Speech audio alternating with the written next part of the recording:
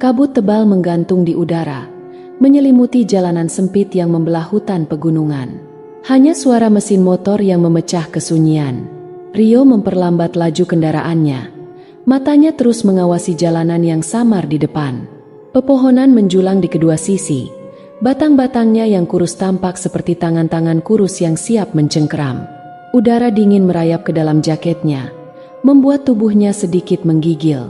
Ia mempercepat motornya, berharap segera keluar dari jalur sepi ini sebelum malam benar-benar turun. Namun, takdir berkata lain. Ban motor tiba-tiba kehilangan cengkeraman. Rio merasakan tubuhnya terangkat. Roda belakang selip di atas tanah basah. Segalanya terjadi begitu cepat.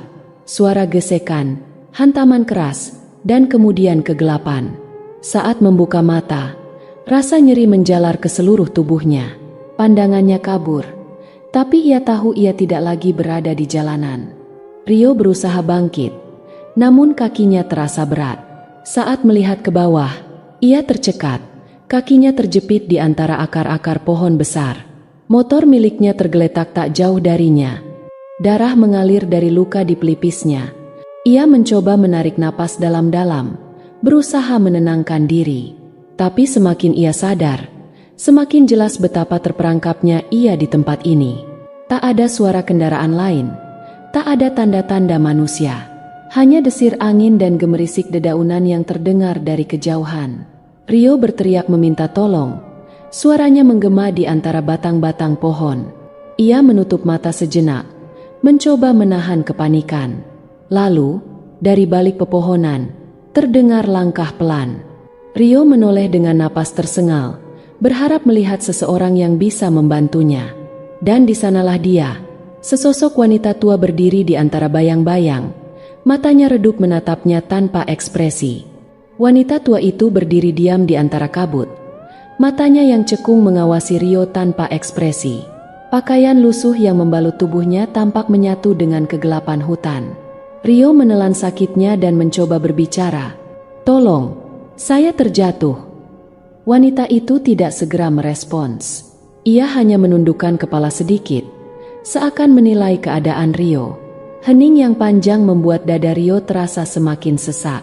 Lalu, tanpa berkata apa-apa, wanita itu berjongkok dan menyentuh kaki Rio yang terjepit. Ia menarik akar yang menjepit Rio dengan gerakan perlahan namun kuat. Rio menggertakkan giginya menahan nyeri saat kakinya akhirnya terbebas. Ia mencoba berdiri, tapi segera merasakan lututnya bergetar. "Jangan bergerak terlalu banyak," kata wanita itu akhirnya. Suaranya parau dan dalam. Wanita itu mengulurkan tangan, dan meski ragu, Rio menerimanya. Jemari tua itu menggenggam erat, menuntunnya bangkit meski tubuhnya terasa goyah. "Saya harus mencari bantuan," ujar Rio dengan napas tersengal. "Ada desa terdekat." Wanita itu mengangguk pelan.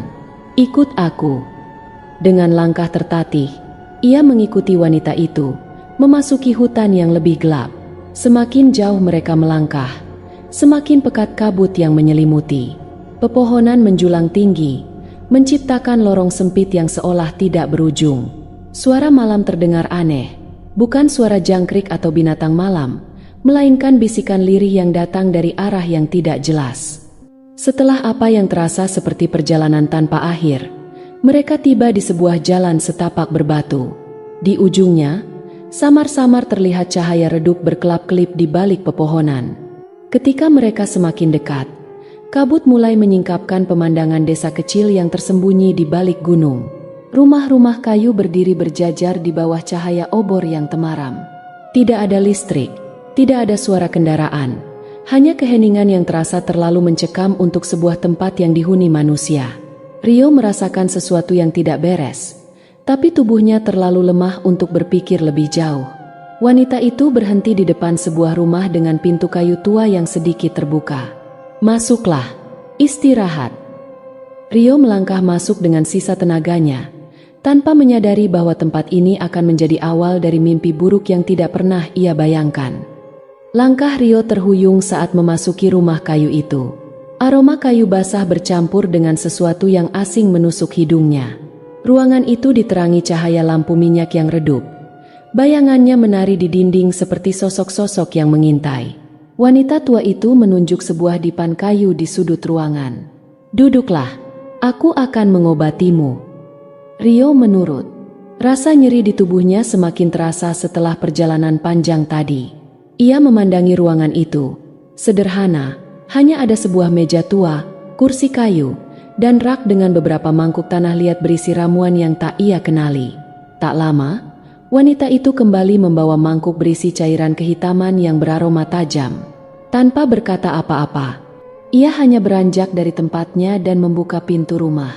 Dari celah pintu yang terbuka, beberapa sosok berdiri di luar, mengawasi dalam keheningan. "Penduduk desa akan menjelaskan padamu nanti," ucapnya sebelum keluar, membiarkan pintu itu tetap terbuka. Rio merasa ada yang tidak beres. Tatapan penduduk yang berdiri di luar terlalu kosong, terlalu kaku. Mereka tidak mengucapkan apa-apa, hanya berdiri dalam diam. Seorang pria tua dengan wajah tirus akhirnya melangkah masuk. "Selamat datang. Kami sudah menyiapkan makanan untukmu." Dua orang wanita muda membawa sebuah nampan kayu berisi semangkuk bubur hangat dan segelas air. Mereka meletakkannya di meja di depan Rio tanpa menatapnya sedikit pun. Rio mengambil sendok kayu dan mencicipi bubur itu. Rasanya hambar, namun tubuhnya terlalu lelah untuk peduli. Pria tua itu tetap berdiri di tempatnya. Matanya mengamati Rio tanpa berkedip. Begitu Rio selesai makan, pria itu berkata, "Kau boleh beristirahat, tapi ingat satu hal." Rio mengangkat wajah, menunggu kalimat berikutnya. "Jangan melihat keluar jendela saat malam tiba." Suasana ruangan mendadak terasa lebih dingin. Rio menatap pria itu, mencari penjelasan di balik larangan aneh tersebut. Namun, pria itu hanya tersenyum tipis sebelum berbalik dan melangkah keluar. Pintu ditutup perlahan, meninggalkan Rio dalam kesunyian yang semakin menyesakan. Malam turun dengan cepat di desa itu. Rio duduk di dipan kayu, tubuhnya masih lelah, tetapi pikirannya terusik oleh larangan aneh yang baru saja ia dengar. "Jangan melihat keluar jendela saat malam tiba." Kata-kata pria tua itu bergema di kepalanya. Rio melirik ke arah jendela kecil di sudut ruangan. Tirainya tipis, sedikit berkibar tertiup angin. Di luar sana, hanya ada kegelapan. Di rumah-rumah lain, lampu minyak menyala redup. Tidak ada suara percakapan atau tanda-tanda kehidupan yang normal. Desa ini terlalu sunyi, seolah-olah semua penghuninya sengaja menahan diri untuk tidak mengeluarkan suara. Lalu, dari kejauhan, terdengar suara langkah kaki, seperti barisan orang yang berjalan bersama. Rio menegang. Ia menahan napas, mencoba mendengarkan lebih jelas. Langkah-langkah itu semakin mendekat, menyusuri jalanan berbatu desa. Tidak ada suara obrolan, tidak ada gumaman, hanya derap langkah yang bergerak dengan ritme yang tidak wajar. Rio merasakan jantungnya berdetak lebih cepat. Di luar jendela, cahaya redup mulai terlihat, seperti obor yang bergerak perlahan, melintas di depan rumah. Ia mengingat peringatan pria tua itu, "Jangan melihat keluar jendela." Tapi rasa penasaran mulai menguasainya. Apa yang sebenarnya terjadi di desa ini? Tangannya gemetar saat meraih tirai. Jari-jarinya meremas kain tipis itu. Ia bisa saja mengabaikannya dan mencoba tidur, tetapi sesuatu dalam dirinya ingin tahu. Ingin melihat apa yang sebenarnya disembunyikan penduduk desa. Di luar sana, langkah kaki berhenti, tepat di depan rumahnya. Ia bisa merasakan sesuatu berdiri di balik jendela itu. Lalu, suara itu datang, suara napas berat, seperti seseorang yang berdiri hanya beberapa inci dari jendela. Lambat laun, dari luar, terdengar sesuatu berbisik, "Lihatlah." Rio merasakan bulu kuduknya berdiri. Ada sesuatu di luar sana, dan ia mulai menyadari bahwa larangan itu bukan sekadar peringatan, tetapi perintah untuk menyelamatkan nyawanya. Rio mencengkeram kain selimutnya, berusaha menahan desakan rasa ingin tahu yang semakin kuat. Di luar, langkah kaki kembali terdengar, kali ini lebih lambat, seolah sengaja membuatnya menunggu. Rio menggigit bibirnya. Semakin ia menahan diri, semakin dalam rasa penasarannya menusuk pikirannya. Apa yang sebenarnya terjadi di luar sana? Ia berusaha mengalihkan pikirannya, tapi suara-suara itu terus berdengung di telinganya. Bisikan lirih yang terdengar seperti lebih dari satu suara, saling berbisik satu sama lain. Rio menarik napas dalam-dalam. Perlahan, tangannya bergerak. Ia meraih ujung tirai dan menariknya sedikit, menyisakan celah sempit. Cahaya dari obor menyorot samar ke dalam ruangan. Rio mengintip dari sela-sela tirai, dan saat itu juga, napasnya tercekat. Di luar, penduduk desa berbaris rapi, masing-masing memegang obor yang berkedip-kedip lemah. Mereka tidak bergerak, hanya berdiri dalam diam di tengah jalan desa. Tapi bukan itu yang membuat Rio merasakan gelombang dingin menjalari punggungnya. Mereka semua tidak memiliki kepala. Tubuh mereka tegak, wajah seharusnya berada, tetapi yang tampak hanyalah leher yang menghitam, seperti terbakar atau membusuk. Mereka tidak berbicara, tidak melakukan apapun, hanya berdiri di sana, seakan menunggu sesuatu. Jantung Rio berdetak kencang. Ia menahan napas, berharap sosok-sosok itu tidak menyadari kehadirannya. Tapi tiba-tiba, salah satu dari mereka, entah bagaimana caranya, mengangkat kepalanya yang tak ada, seolah sedang menatap tepat ke arah Rio. Tanpa sadar, Rio tersentak mundur, menjatuhkan sesuatu dari meja kecil di sampingnya. Suara benda jatuh itu terdengar nyaring di keheningan. Di luar, barisan itu serempak menoleh ke arah rumahnya. Rio membekap mulutnya, tubuhnya gemetar hebat. Langkah kaki mulai terdengar lagi, kali ini bergerak menuju rumah tempatnya berada. Ia telah melanggar larangan itu. Dan sekarang, mereka tahu. Rio merasakan darahnya berdesir saat langkah kaki itu semakin dekat. Bayangan obor bergetar di balik tirai. Cahaya temaramnya menciptakan siluet tubuh-tubuh tanpa kepala yang kini mengelilingi rumah. Ia mundur perlahan, berusaha tidak menimbulkan suara. Tapi lantai kayu di bawah kakinya berderit pelan, cukup untuk membuat semua langkah di luar berhenti seketika. Lalu, terdengar suara lain. Bukan langkah kaki, bukan bisikan, tetapi suara kuku yang menggores kayu. Rio menahan napas. Seseorang, atau sesuatu, sedang mencoba masuk. Bayangan di luar semakin gelap. Obor-obor redup terangkat tinggi, dan di antara mereka, Rio melihat sesuatu yang membuat tubuhnya benar-benar kaku. Sebuah kepala, bukan menempel di tubuh, tapi digenggam oleh sepasang tangan pucat. Wajahnya kosong, matanya hitam legam, mulutnya sedikit terbuka seakan hendak berbicara. Dan lalu, bibir pucat itu bergerak. "Kau melihat?" Suara itu pelan, tapi menusuk langsung ke dalam kepalanya. Seperti gaung yang berputar-putar di dalam pikirannya, mengalir deras bersama rasa takut yang semakin membekukan tubuhnya. Pintu kayu itu bergetar. Sesuatu di luar mencoba membuka paksa, menggedor dengan kekuatan yang tidak wajar.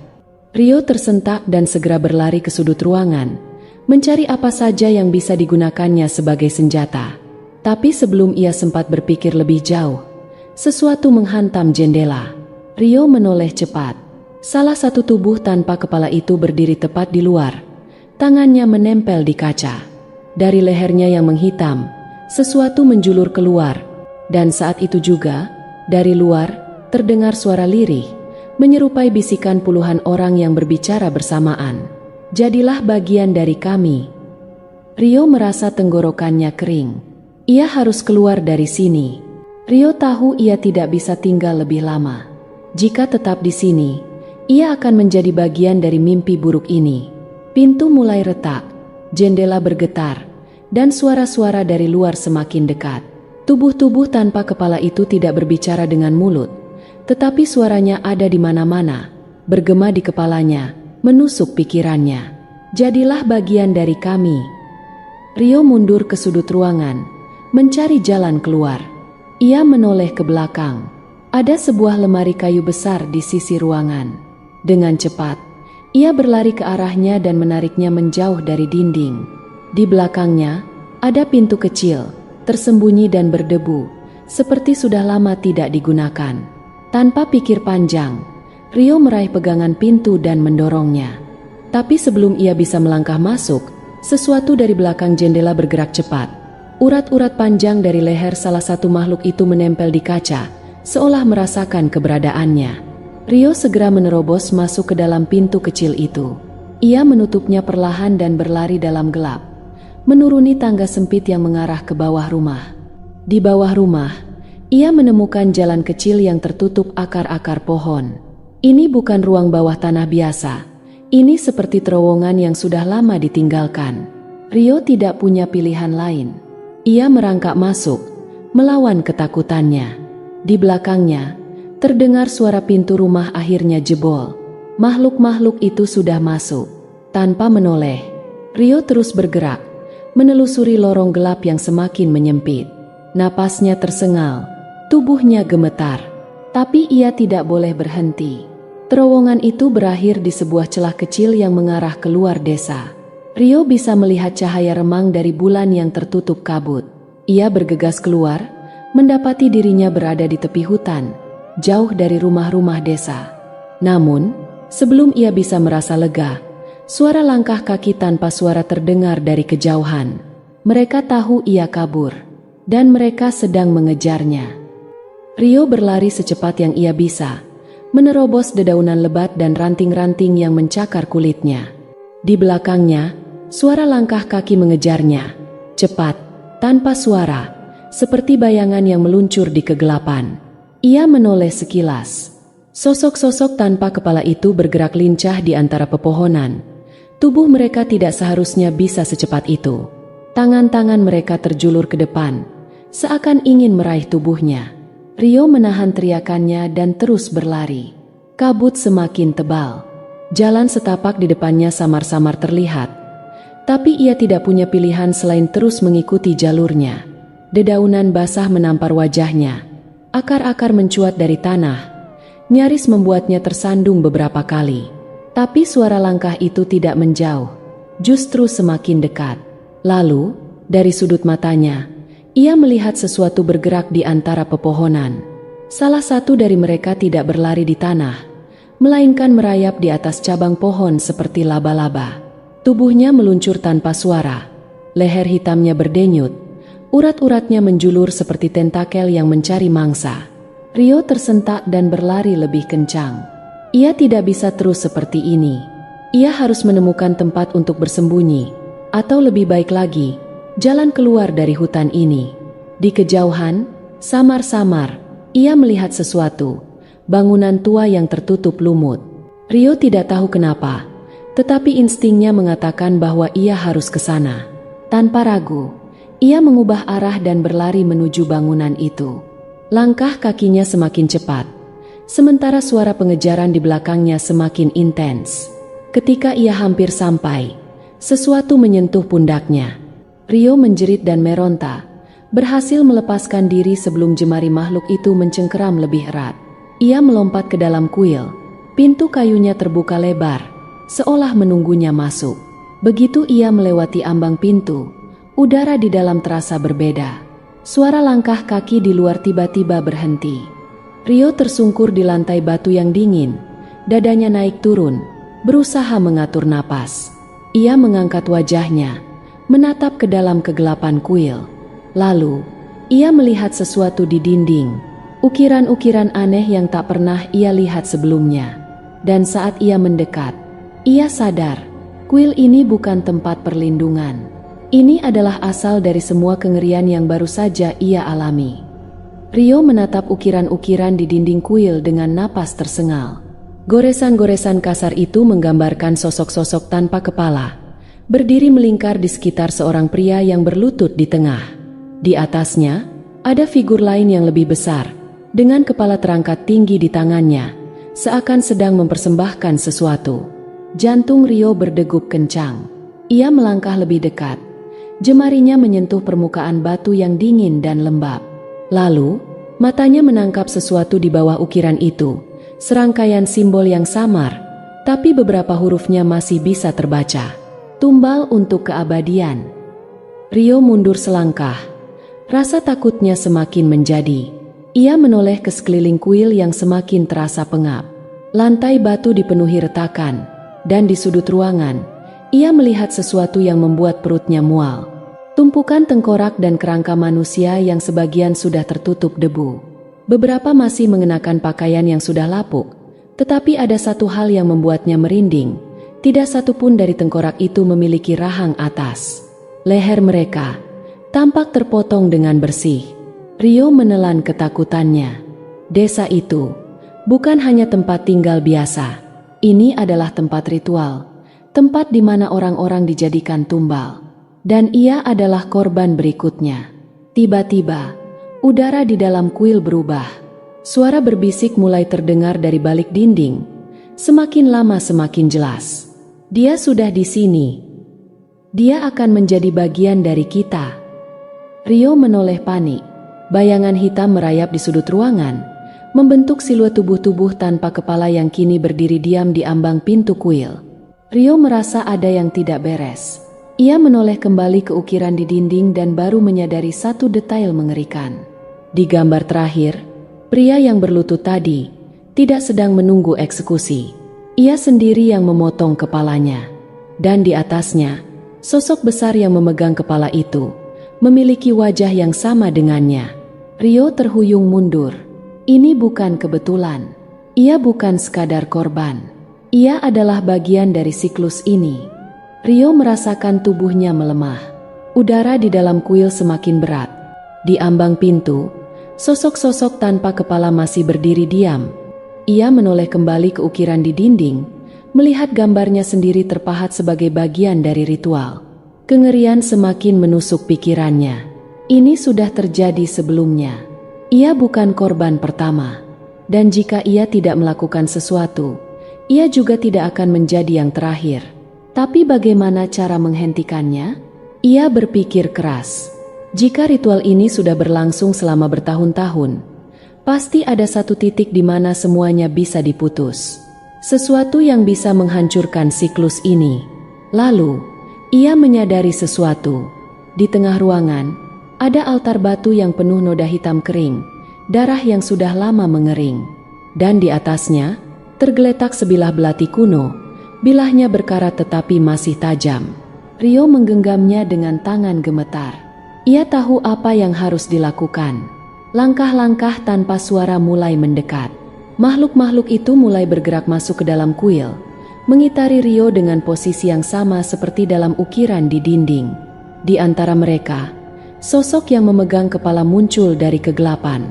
Wajahnya kosong, matanya hitam legam, tetapi bibirnya bergerak perlahan, berbisik dengan suara yang menusuk ke dalam pikiran Rio. Rio menatap belati di tangannya. Jika ritual ini berulang, itu berarti tumbal sebelumnya tidak pernah melawan. Mereka mengikuti alurnya, menyerahkan diri mereka pada siklus mengerikan ini. Tapi Rio tidak akan membiarkan itu terjadi. Dengan gerakan cepat, ia membalikan belati itu, bukan ke lehernya sendiri, melainkan ke altar. Dengan sekuat tenaga, ia menghantamkan bilah itu ke batu, menciptakan suara nyaring yang bergema di seluruh ruangan. Retakan mulai muncul di altar. Makhluk-makhluk di sekelilingnya tersentak. Tubuh mereka bergetar hebat. Mereka merunduk, seakan merasakan sesuatu yang tidak seharusnya terjadi.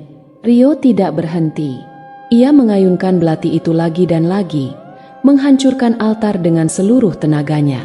Setiap pukulan menghasilkan retakan lebih besar, dan dari dalamnya terdengar suara jeritan, bukan dari makhluk-makhluk itu, tetapi dari sesuatu yang jauh lebih tua, jauh lebih mengerikan. Sesuatu yang telah lama menguasai desa ini. Tanah mulai bergetar, dinding-dinding kuil retak. Makhluk-makhluk tanpa kepala itu mulai meronta. Tubuh mereka memudar seperti kabut yang tertiup angin. Rio terhuyung mundur saat altar akhirnya pecah berkeping-keping. Dari dalamnya, cahaya merah menyala, membakar simbol-simbol ritual di lantai. Salah satu makhluk meraih Rio, tetapi jari-jarinya berubah menjadi abu sebelum bisa menyentuhnya. Satu persatu, mereka menghilang, terseret ke dalam kegelapan, disertai jeritan panjang yang mengerikan. Rio menutup matanya, menahan teriakan saat cahaya dari altar yang hancur meledak. Lalu, segalanya menjadi sunyi. Saat Rio membuka mata, ia sudah berada di luar kuil. Kabut telah hilang. Langit mulai terang, dan sinar matahari menembus sela-sela pepohonan. Tidak ada lagi tanda-tanda desa itu. Tidak ada rumah, tidak ada jalan berbatu, tidak ada kuil. Hanya hutan yang sunyi, seperti tidak pernah ada yang tinggal di sana. Rio terjatuh ke tanah, tubuhnya lemah, pikirannya masih berputar dalam keterkejutan. Ia merasakan sesuatu di sakunya. Dengan tangan gemetar, ia merogohnya dan menemukan sesuatu yang seharusnya tidak ada di sana. Sebuah belati tua, dengan noda darah kering di bilahnya. Rio menatapnya dengan ngeri. Apapun yang telah ia lakukan, siklus ini mungkin belum benar-benar berakhir. Kisah ini mengingatkan kita bahwa beberapa rahasia sebaiknya tetap terkubur, dan ada tempat-tempat yang seharusnya tidak pernah dikunjungi. Apa yang terjadi pada Rio bukan sekadar pelarian dari kematian, tetapi pertempuran melawan takdir yang telah tertulis sejak lama. Namun, meski ia berhasil menghancurkan altar dan menghilangkan desa itu dari peta dunia, apakah ia benar-benar bebas? Atau justru, tanpa ia sadari, ia kini membawa kutukan itu bersamanya? Beberapa mimpi buruk mungkin tidak pernah benar-benar berakhir.